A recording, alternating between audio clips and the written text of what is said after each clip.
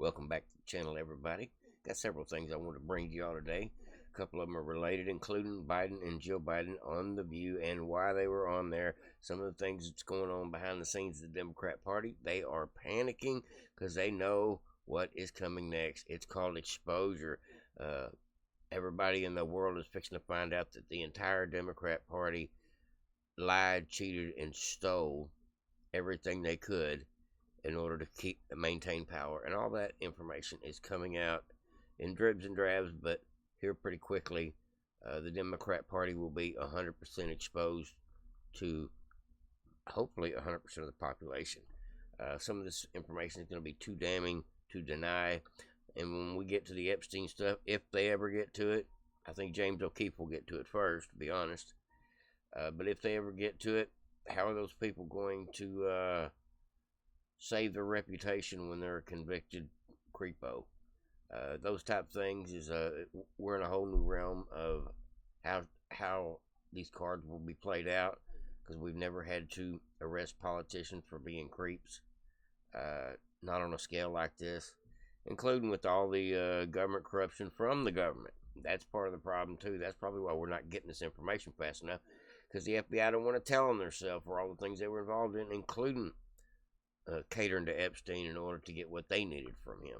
They were allowing it. That's the facts, folks. But let's go ahead and get into a couple things I wanted to talk about today. Letitia James is being criminally investigated over her mortgage fraud. Not the first episode, but now this is the second time. Now, they talked about this a couple weeks back. They said that she had properties and could possibly be charged with fraud on those. But now there's actually a FBI criminal investigation, meaning they're going to get somewhere. They don't open investigations for nothing. That's what I have to believe. I believe Big Tish James's fat ass is going to go to jail.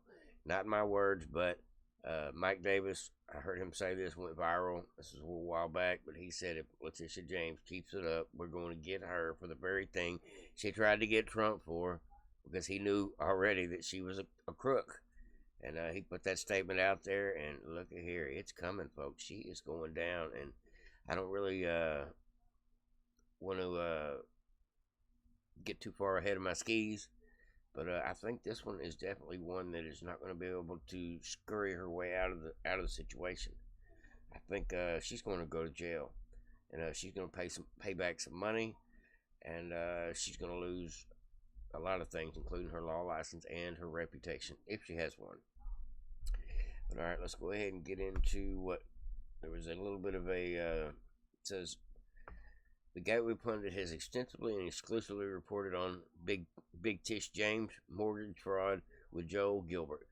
Big development: is Letitia James guilty of mortgage fraud? Mortgage fraud alert. Did Letitia James marry her father? Letitia James files. Did Letitia James illegally hire a nonprofit for her 2013 campaign? Revealed. New York Attorney General Letitia James declares Virginia home her principal residence. New for Letitia James files. It is James' rage against Trump really is her rage against Trump really a daddy issue? Dang.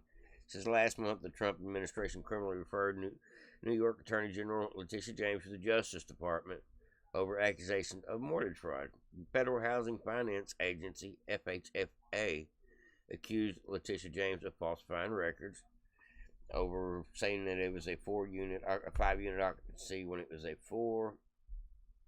That was about saving money. Gateway Pundit, or I believe that was about inflating the value, kind of what she accused Trump of.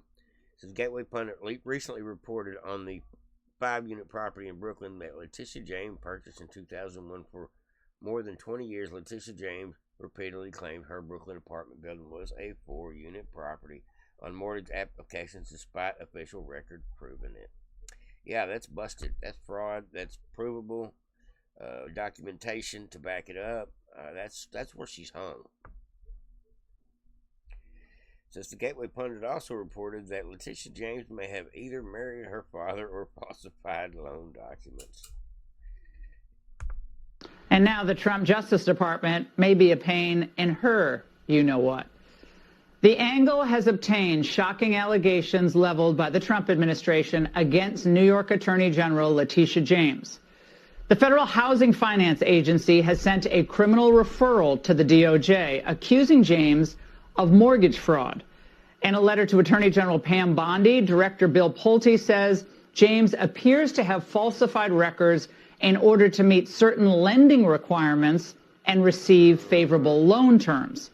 He cited a property in Virginia that she's allegedly claimed as her principal residence and a property in New York that she claimed as a 4-unit structure instead of the required, instead of a 5, which Pulte says means she was able to get a different type and more favorable loan.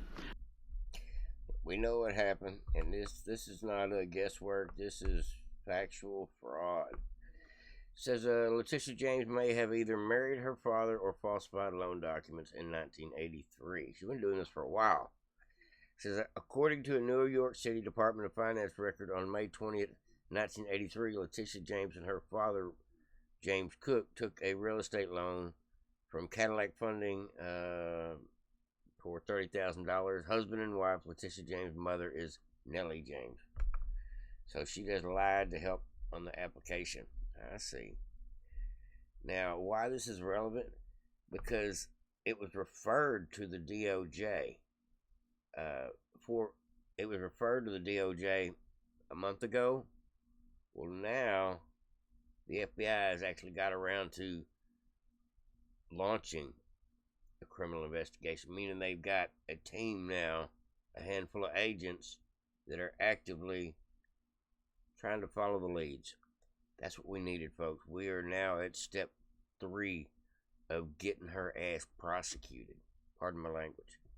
I'm so ready for this. All right, we'll move on to the next one. I can talk about this all day. I am ready to see some people go to jail for the way they've been treating this country. And she is on the list, folks. She's on my list anyway of people that need to go to jail.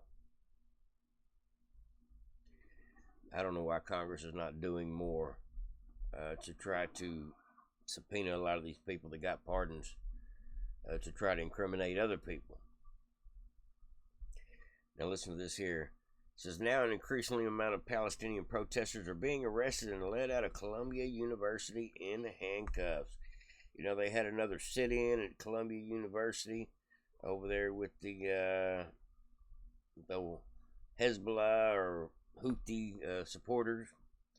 It says the State Department will be revoking any visas they're here in, meaning college kids wearing the do-rags on their head, the turban things on their head that don't belong in this country because they're, that are here on as a favor to them on a visa, maybe to work or to go to school.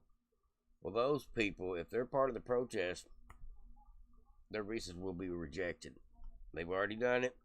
They'll do it again. They'll have to fight the courts as usual, but they will get it done this time, I do believe. But what this means is we're not putting up with this crap any longer. ICE needs to start showing up when they have a school sit-in and a protest, and it's a Palestinian thing or one of these things where they anticipate people that have visas that are a problem there. They need to show up, because you can be deported for not just crossing the border illegally. You can also be checked on about your visa status at any given time for anything, including participating in protests against America. Easy enough, folks. I'd love to see it. They need to, every time they have these protests, they just need to go on and alert the authorities. Okay, y'all need to come on out and see what y'all can do to document who these kids are.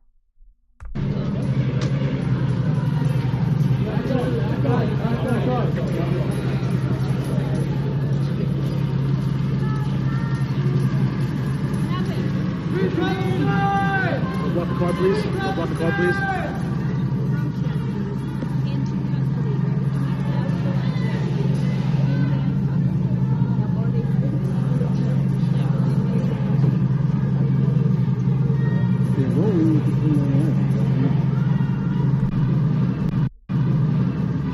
And that's all she wrote on that one, folks. They just pulled one of them out of the building and locked him up. Now, if you're here on a visa and you're acting a fool in our country and promoting hatred and promoting another country's ideology on our country in such a way that it is creating a dangerous situation or promoting people to create violence, you're part of the problem, and you need to go. One way or another, we've got to get this done. I don't think we'll ever get them all out, but we definitely need to work actively to get anybody that doesn't love this country out of this country. Whether they're here illegally, here on a visa, or just want to act like a terrorist as a U.S. citizen, we need to get them all out, send them to El Salvador. The way I feel about it. That's just my opinion, but I've had enough of watching people not go to jail. They are getting started on this, but I haven't seen enough arrests, folks, for my satisfaction. But I'll be patient a little while longer. Hopefully all y'all will as well. That's all we can do is sit on our hands and wait. But got another great article here for you. It says, so 29 new documents come out related to the ongoing Epstein investigation. 29 out of 1,000, right? And in those 29 documents appeared the name Hillary Clinton, which is now fully cements the reality it is not just her unfaithful husband committing these heinous crimes, but she also intimately involved in them. Dang. Yep, Hillary Clinton's name is on the list.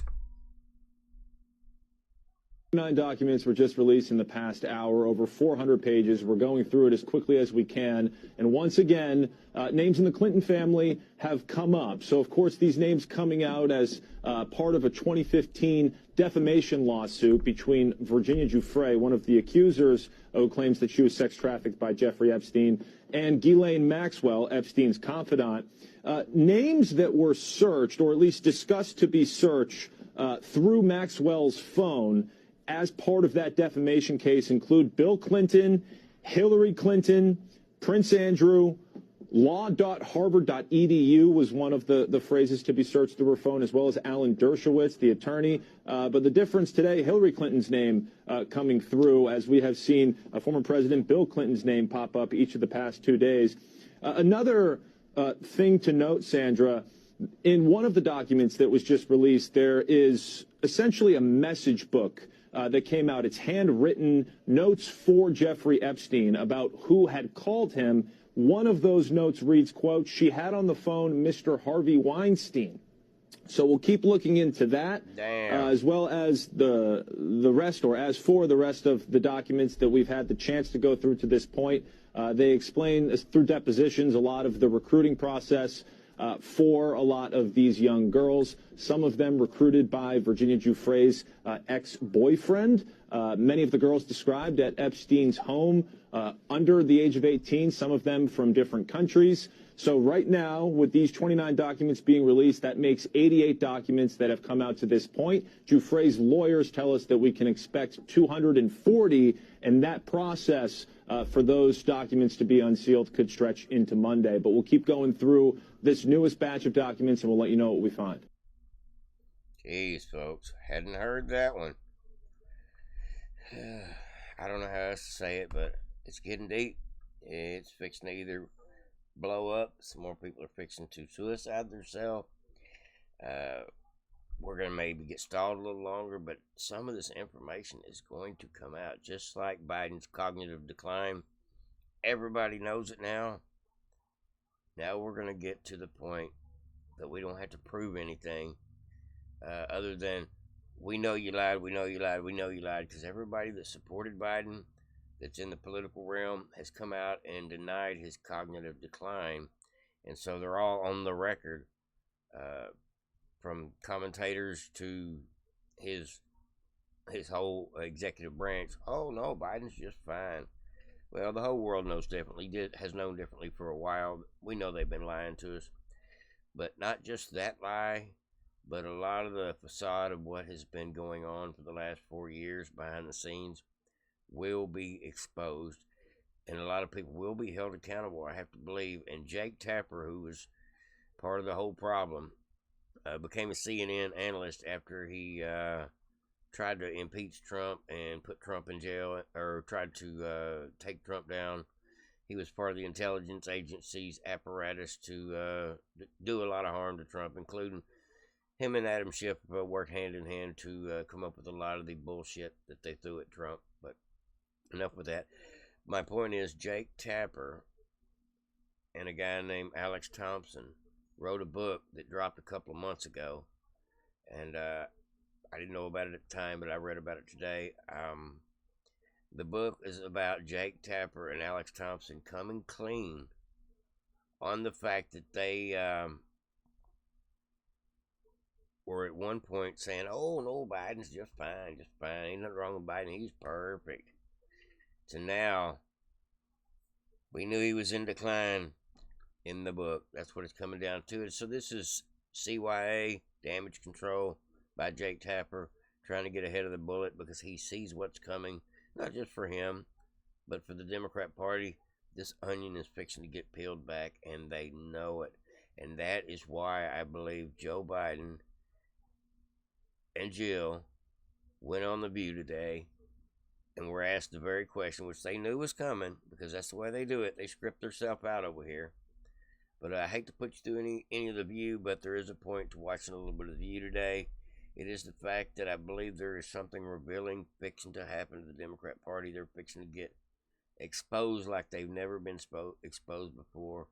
Maybe with simultaneous people like James O'Keefe and Kash Patel, Bondi, and Bongino. Maybe they will get some of this real information out there, like indictments and subpoenas, because they have built full ironclad cases on A, B, C, D over all these various crimes.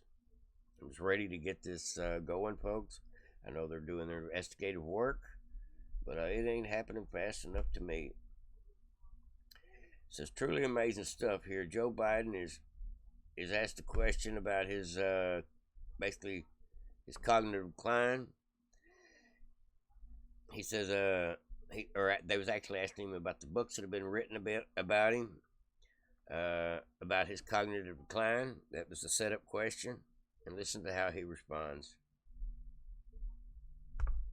Mr. President, since you left office, there have been a number of books that have come out, deeply sourced from Democratic sources, that claim in your final year there was a dramatic decline in your cognitive abilities.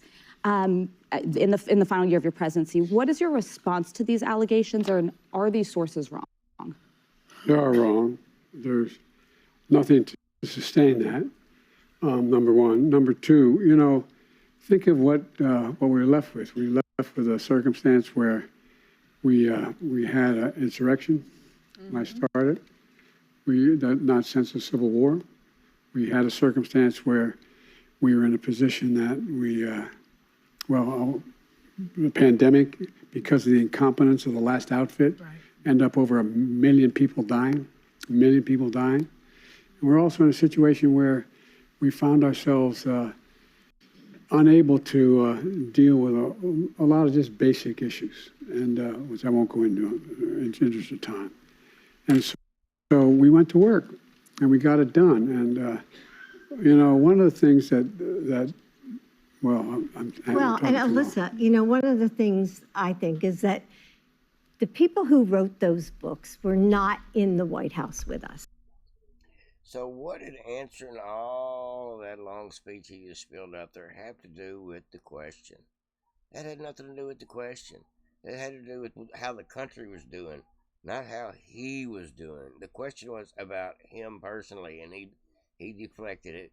And guess what? Here comes Captain Hero over here, whatever her nickname of the day is, Dr. Jill Save-A-Day, trying to come in and swoop in and take over the conversation because Biden's getting to the he's about there, folks. You know what happens next. And they didn't see how hard Joe worked every single day. I mean, he'd get up, he'd put in a full day, and then at night I'd be in bed, reading my book, and he was still on the phone reading his briefings. working with staff. I mean, it was nonstop. It's the White House, being president is not like a job. It's a lifestyle. It's a life that you live. You live it 24 hours a day. That phone can ring at 11 o'clock at night or 2 in the morning. It's constant. You never leave it. And Joe worked really hard. No, shut up. I've had enough. Apologize, folks. I can't take much of her. I tried. I really did. I tried to be tolerant. But she just... I like this one here. Here's another good one. Now, this is a profound speech here. The projects, the benefits. How do you lead the world without having the best infrastructure in the world? How do you lead the world without having the best healthcare in the world? How do you lead the world without having the best education system in the world? How do you lead the world when you don't have that done? The projects. They got him on some drugs for him to be slurring because he's talking so fast. They've got him juiced up, folks. Just the facts. Now that was juiced up. That was cognitive decline juiced up to try to obfuscate the problem. But this whole speech today, this whole question today was probably to put it out there that these books are coming out that are saying, hey, look, Biden was crazy and we knew it and we hit it. And there's going to be a lot of people that say, yeah, I knew, to try to keep from being prosecuted behind it or held accountable for it. So some people on the Democratic side are going to start eventually admitting it because they all know, we all know. But at any rate, I thought there was a little bit of a motive to this whole thing. Maybe I'm wrong, but it says, what we are finding out in real time is the entire modern left Democrat Party is just smoke and mirrors. There is no left-wing voter base. All their elections are rigged and fake. All the liberal media outlets have no audience and are kept alive by USAID funding. All their politicians and political pundits are paid by USAID to say what the government wants. The whole thing was a house of cards. And I believe that's the truth, folks.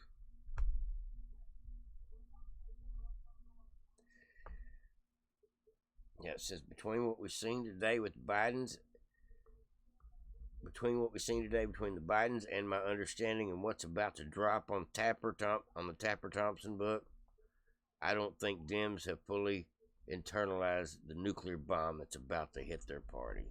We're fixing to get full-blown exposure of a lot of things.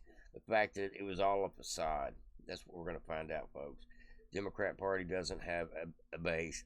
And if they blow all that out of the water and they expose all that and prevent it from ever being able to happen again, where are they going to...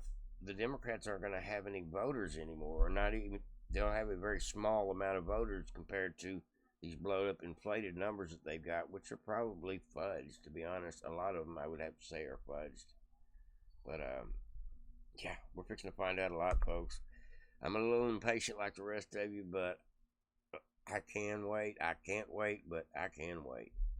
Now, this here is a couple of month old episode of Gutfeld, but he is talking about exactly what I was talking about. Jake Tapper trying to get ahead of the gun on the things that are coming down the pike about everybody knows about the exposure that's fixing to happen, including everybody that lied about Biden's cognitive decline.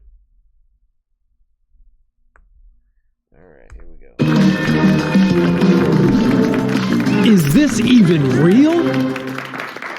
Tonight on Is This Even Real? And I find this incredibly hard to believe, but CNN's Jake Tapper is the co-author of a new book detailing the cover-up